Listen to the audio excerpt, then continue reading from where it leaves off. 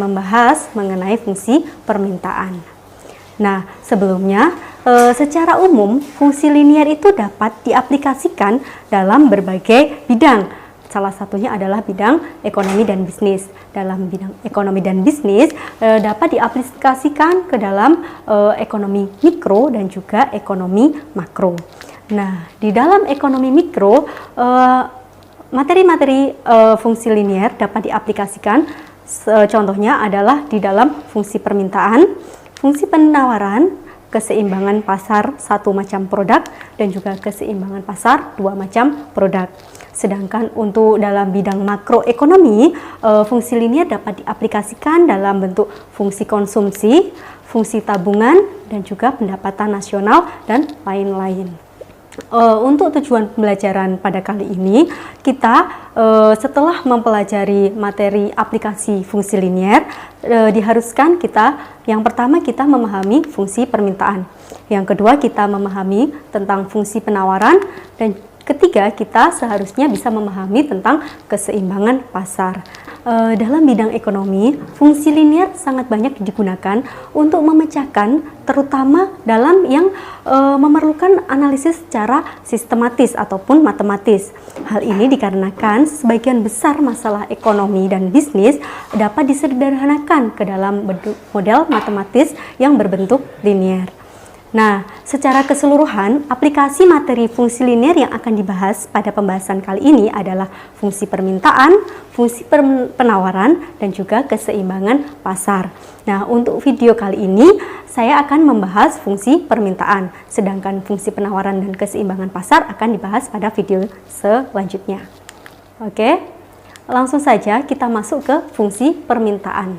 Nah, fungsi permintaan itu adalah fungsi yang menunjukkan hubungan antara jumlah produk yang diminta oleh konsumen dengan variabel-variabel lain yang mempengaruhinya pada suatu periode waktu tertentu.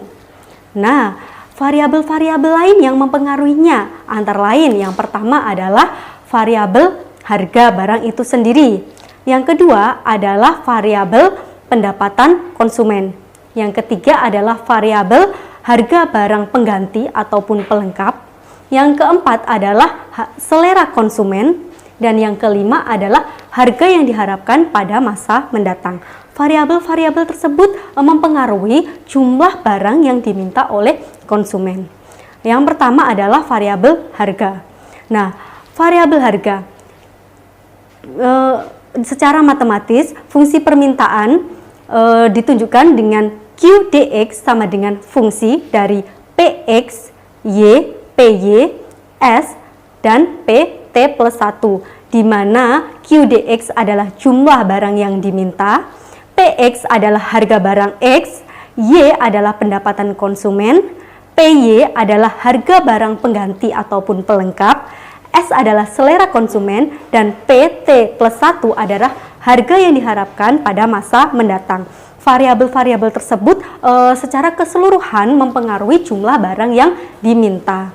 Nah, kita kupas satu-satu. Yang pertama adalah harga barang itu sendiri.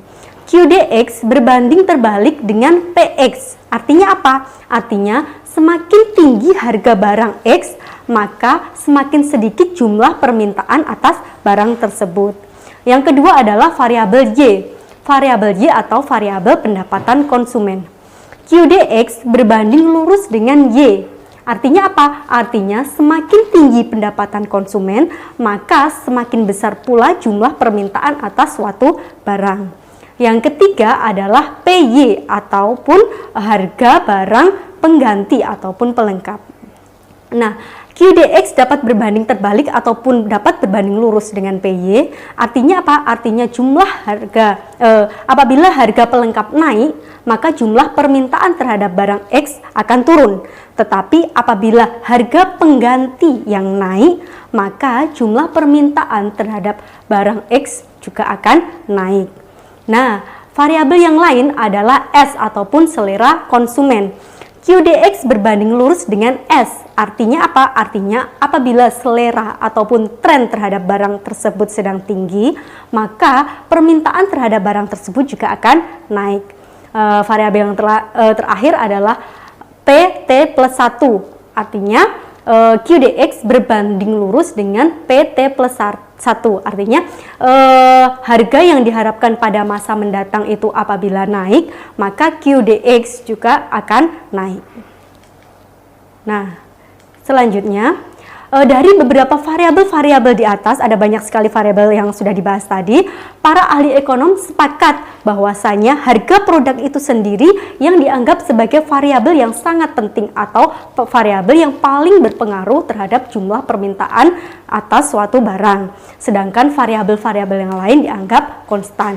Berdasarkan hukum permintaan yang berbunyi, jika harga suatu barang itu turun, maka permintaan atas barang tersebut naik. Sebaliknya, jika harga barang tersebut naik, maka permintaan akan barang tersebut akan turun. Nah, jadi sistem fungsi yang tadi QDX sama dengan FPX dan lain sebagainya tadi dapat kita sederhanakan secara matematis menjadi QDX sama dengan FPX. Artinya apa? Artinya fungsi permintaan itu hanya tergantung pada harga X. Nah, secara linear bisa kita tuliskan QDX sama dengan A ditambah B plus X, di mana QDX adalah jumlah barang X yang diminta sebagai variabel terikatnya, dan PX adalah harga barang X sebagai variabel bebasnya. Oke, selanjutnya kita akan membahas tentang kurva permintaan. Kurva permintaan dapat kita lihat pada grafik di samping ini. Oke, kita lihat bahwa ada kurva QDX sama dengan A min BPX. Nah, lihat kurva tersebut bahwa parameter B bernilai negatif. Hal ini disebabkan karena fungsi permintaan mengikuti hukum permintaan, di mana variabel harga berbanding terbalik dengan jumlah permintaan. Lalu, gradien kurva tersebut juga bernilai negatif, maka kurva tersebut akan turun dari kiri atas ke kanan bawah. Dan ingat bahwasanya fungsi linear kurvanya akan berbentuk garis